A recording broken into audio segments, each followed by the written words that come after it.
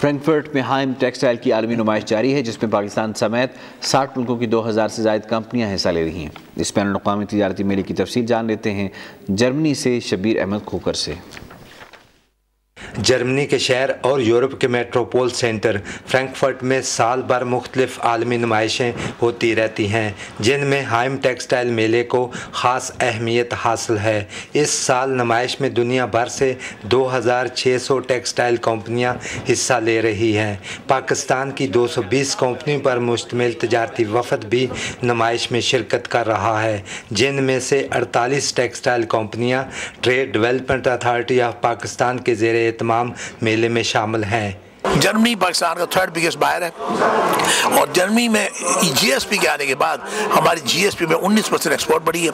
$1.5 अरब की मेरी एक्सपोर्ट बढ़ी है और मेरा यकीन है कि थोड़ी सी पाकिस्तानी लोग मेहनत करें तो इस जीएसपी का बहुत फ़ायदा उठा सकते हैं। हाइम टेक्सटाइल मेले से यूरोपीय मुल्कों की मार्केटों तक ड्यूटी फ्री रसाई के साथ पाकिस्तान की टेक्सटाइल की बरामदात में इजाफा होगा। जर्मनी में पाकिस्तान के सफ़ीर सैयद जावेद हसन और trade development authority of Pakistan के चेयरमैन SM मनीर ने पाकिस्तान के स्टॉलों का दौरा किया और ताजरों से मुलाकात की।